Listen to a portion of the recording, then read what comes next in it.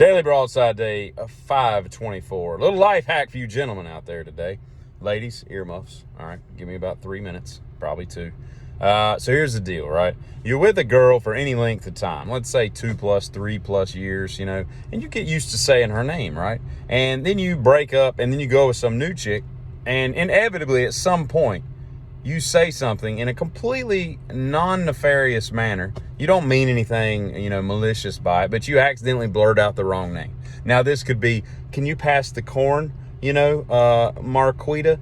Or it could be in the throes of passion, which is even worse, right? I mean, corn, obviously here, throes of passion way up here in terms of how offended she's going to be. So here's a life hack for getting around that, okay? First of all, you never, ever, under any circumstances, tell your new girlfriend what your ex's name is, okay? It just becomes Beelzebub. It's the name we don't speak of. Like, I won't even honor her with saying her name. It's like your girlfriend becomes an active shooter suspect, right? She's like, we don't say the active shooter's name. We mention the victim so as not to bring the notoriety and fame that they are so looking for. Because believe you me, that ex-girlfriend is more times than not looking for notoriety and fame.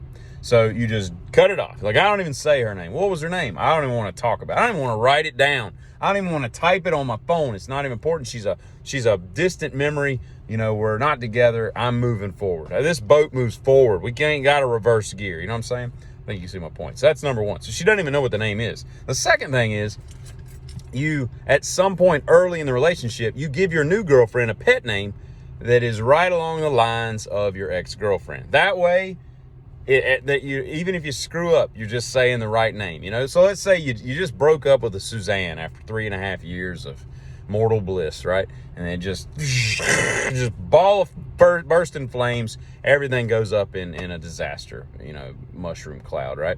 And so now you're with somebody named Brandy, okay? And Brandy is nothing like Suzanne. Name-wise, they're probably kind of the same because you attract the same psychotic women, it seems. But that's a different story. And one day early on in a relationship, you say something, you just come up with something stupid. So you're like, Susie, you look like that's just Susie, cutie, Susie Q, little Susie Q. That's gonna be your new nickname, little Susie Q, right? And she's like, oh, that's so cute. He's giving me a nickname while y'all are like holding hands on a Ferris wheel at the boardwalk or some crap, right? And then later on, when y'all are in states of undress and you're like, oh, Susie. And she's going to be like, oh, it's so sweet. Little does she know, you just made a faux pas, an error that you didn't mean to make, but it's all good. It's water near the bridge. You know what I'm saying? Because Susie is actually Brandy and old Susie has moved on with her life. Or she's stalking you outside your house with a compound bow. I don't know, whichever. But, yeah, Sharon Stone in the late 80s and the early 90s she's basically just an ugly Madonna with better teeth. Tell me I'm wrong.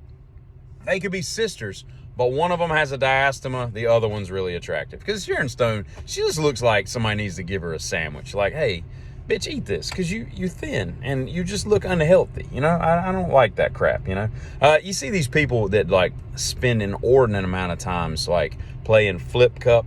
Is it flip cup? Or where you flip a water bottle? Or people that, like, have yo-yos and they can do all these crazy tricks. And you're looking at them and you're like, how many tens of thousands of hours have you spent doing a yo-yo?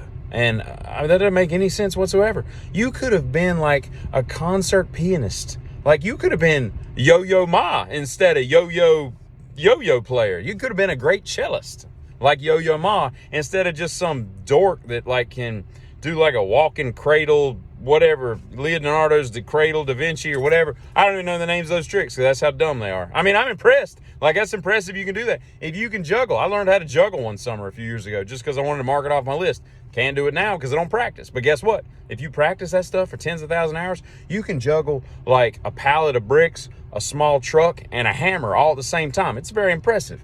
I don't want to be able to do that. I proved that I could juggle, and I put down my juggling balls. I retired from my juggling balls. And speaking of balls, I think Chevrolet and other, I'm sure Pontiacs and Oldsmobile, Cadillac, all those, back in like the early, or in the 80s and 90s, they had ball chiller vents. Man, I had a Blazer with a ball chiller vent. And on a hot day, that little vent that was right under your steering wheel, about where your tilt steering wheel will be today, just blew right up your pants.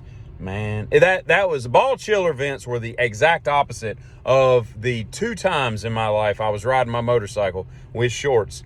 And I was riding, I'm going 55 miles an hour down a country road. And here comes, I don't know what it was. I mean, he didn't stick around long enough, to chat with me, but something that bites or stings went up my pant leg and just stung the ever-living dog shit out of me. That is the opposite of a ball chiller vent. And, we don't need any of that in our life. We don't need wasps flying up our pants. Why was he even that low? Get away from the road, right?